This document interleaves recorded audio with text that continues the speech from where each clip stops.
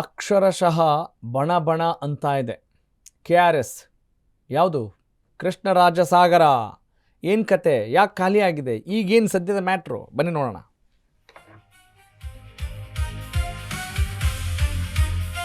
ನಿಜ, ಕೃಷ್ಣರಾಜಸಾಗರ ಅಂತ ಹೇಳಿದ ತಕ್ಷಣ ನಮಗೆ ಆ ಒಂದು ಜಲಾಶಯ ಎಷ್ಟು ಒಂದು ಸಮೃದ್ಧ ಜಲಾಶಯ ಅನ್ನೋ ಒಂದು ಕಣ್ಮುಂದೆ ಬರುತ್ತೆ. ಆದರೆ ಸದ್ಯಕ್ಕೆ ನೋಡಿ KRS ಖಾಲಿ ಆದರೂ ಕೂಡ ನೀರು ಹರಿಸ್ಬೇಕಂತೆ. ಎಲ್ಲಿಗೆ? ತಮಿಳ್ನಾಡಿಗೆ ರೀ. ಹೆಂಗ್ರಿ ನೀರು ಹರಿಸೋದು ಸ್ವಾಮಿ? ನೀರಿದ್ರೆ ತಾನೇ ರೈತರ ಪಾಲಿಗೆ ಬರಸಿಡಿಲ್ಲ, ಆತಂಕ ಕೂಡ ಎದುರಾಗಿದೆ. ನಮಗೆ ಕುಡಿಯೋಕೆ ನೀರಿಲ್ಲ,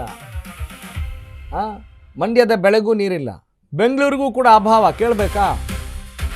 ಮುಂದಿನ ದಿನಗಳಲ್ಲಿ ಇನ್ನೂ ಯಾವ ರೀತಿ ಪರಿಸ್ಥಿತಿ ಆಗುತ್ತೆ ಅನ್ನೋ ಆತಂಕ ಇದೆ. KRSನಿಂದ ಏನೇನೆಲ್ಲ ಲಾಭ ಆಗಿದೆ, ಖಾಲಿ ಆದರೆ ಏನು ಗತಿ? KRSನಿಂದ ಯಾವ ಜಿಲ್ಲೆಗೆ ಎಷ್ಟು ನೀರು ಹೋಗುತ್ತೆ? ಯಾರೂ ಹೇಳದ ಮಾಹಿತಿ ಅದು ಅಶ್ವವೇಗ ನ್ಯೂಸ್ನಲ್ಲಿ. Yes, this is interesting news.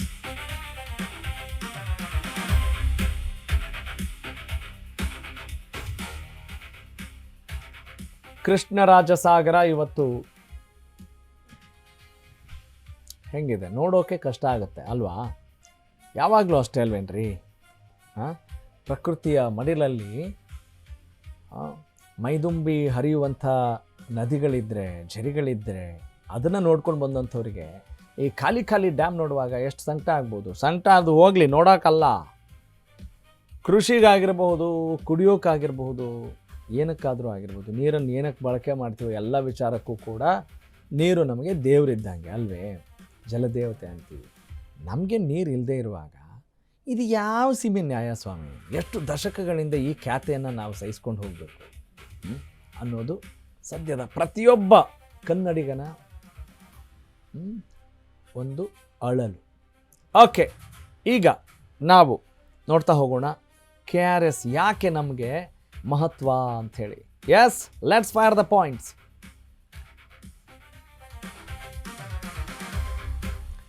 ದಕ್ಷಿಣ ಕರ್ನಾಟಕಕ್ಕೆ KRS ಅಂದರೆ, KRS ಡ್ಯಾಮ್ ಅಂತ ಹೇಳಿದರೆ ಅದು ಜೀವನಾಡಿ.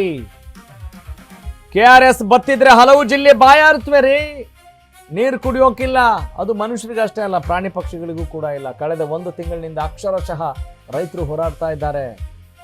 ಕಬ್ಬು, ತೆಂಗು, ಇತರೆ ಬೆಳೆ ಉಳಿಸೋಕೆ ನೀರು ಕೇಳಿದ್ರು. ಆದರೆ ನಿಟ್ಟುಸಿರು ಬಿಟ್ಟ ಬೆನ್ನಲ್ಲೇ ಬರಸಿಡಿಲು ಬಂದೆರಗಿದೆ. ಪ್ರತಿಭಟನೆಗೆ ಮಣಿದು ಜುಲೈ 16ರಿಂದ ನಾಲೆಗಳಿಗೆ ನೀರು ಬಿಡುವಂಥ ಆದೇಶ ಆಗಿದೆ. ಬೆಳೆಗಳಿಗೆ ನೀರು, ಜಾನುವಾರುಗಳಿಗೆ ಕುಡಿಯೋ ನೀರು ಸಿಕ್ಕಿತ್ತು ಸ್ವಲ್ಪ ಪ್ರಮಾಣದಲ್ಲಿ. ಆದರೆ ರೈತರು ನಿಟ್ಟುಸಿರು ಬಿಡುವಷ್ಟರಲ್ಲೇ CWRS ಬರಸಿಡಿಲು ಕೊಟ್ಟಿದೆ. ಮತ್ತೆ ಜ್ವಾಲೆಯಾಗಿ ರೂಪುಗೊಂಡಿದೆ ಕಾವೇರಿ ಹಾರಾಟ.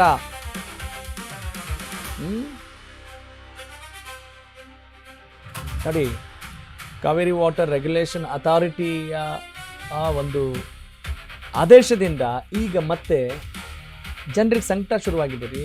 ಎಸ್ಪೆಷಲಿ ನಮ್ಮ ರೈತರಿಗೆ. ಕಳೆದ 1 ತಿಂಗಳಿಂದ ನಮ್ಮ ರೈತರು ಪರಿತಪಿಸ್ತಾ ಇದ್ರು, ಹೋರಾಡ್ತಾ ಇದ್ರು. ಎಸ್, ಮೈಸೂರು, ರಾಮನಗರ, ಬೆಂಗಳೂರು, KRS ನಮ್ಮ ಜೀವನಾಡಿ. ಅದು ದಕ್ಷಿಣ ಕರ್ನಾಟಕದಲ್ಲಿ ಪ್ರಮುಖವಾಗಿ ಮಂಡ್ಯಕ್ಕೆ ಕುಡಿಯೋ ನೀರು ಕೊಡೋದೇ ಈ KRS. 4 ಜಿಲ್ಲೆಗಳಿಗೆ ತಿಂಗಳಿಗೆ 2 TMC ನೀರು ಬೇಕು. ಒಂದಲ್ಲ, ಎರಡಲ್ಲ, 4 ಜಿಲ್ಲೆಗಳಿಗೆ 2 TMC ನೀರು ಬೇಕು. ಮೇ ತಿಂಗಳವರೆಗೆ 20 TMC ನೀರು ಬೇಕಾಗತ್ತೆ ರೀ. ಅಂದರೆ 10 ತಿಂಗಳಿಗೆ 20 TMC ನೀರು ಬೇಕೇ ಬೇಕು. ಆದರೆ KRSನಲ್ಲಿರೋದೇ 4 ತಿಂಗಳಿಗೆ ಆಗುವಷ್ಟು ನೀರು. ಅಂದರೆ ಈಗ ಸದ್ಯಕ್ಕೆ ಎಷ್ಟಿದೆ ಗೊತ್ತೇನೋ? ಅಲ್ಲ, ಅದರ ಗರಿಷ್ಠ ಪ್ರಮಾಣ ಇರೋದು 124.8 ಅಡಿ ಗರಿಷ್ಠ ಎತ್ತರ. ಅದರ ಮ್ಯಾಕ್ಸಿಮಮ್ ಲಿಮಿಟ್ ಮಟ್ಟ KRS. ಆದರೆ ಈಗಿರೋದು ಕೇವಲ 91.8 ಅಡಿ ನೀರು ಮಾತ್ರ. 49.452 TMC ಸಾಮರ್ಥ್ಯ ಇರೋದೇ. ಎಷ್ಟು TMC ನೀರು? 17.039 TMC.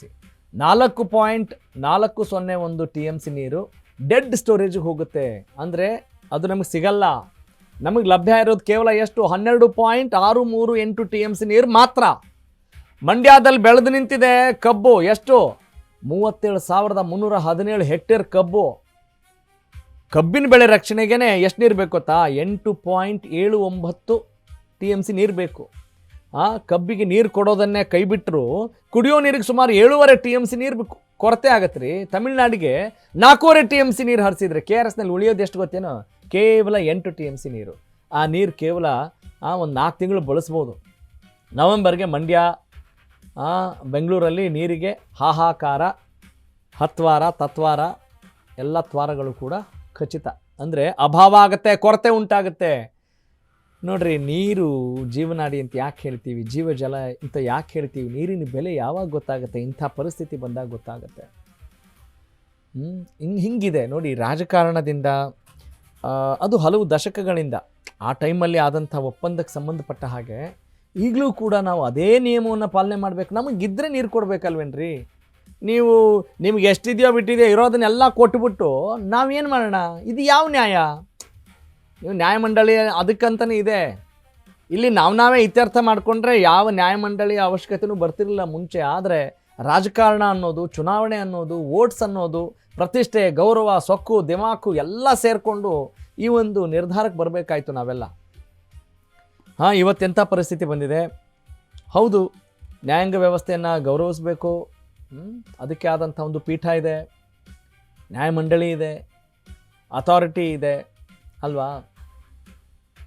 ಹಿಂಗಿರುವಾಗ ಏನು ಮಾಡೋಣ? ಪ್ರಕೃತಿಯ ಮೊರೆ ಹೋಗಬೇಕಾಗಿದೆ.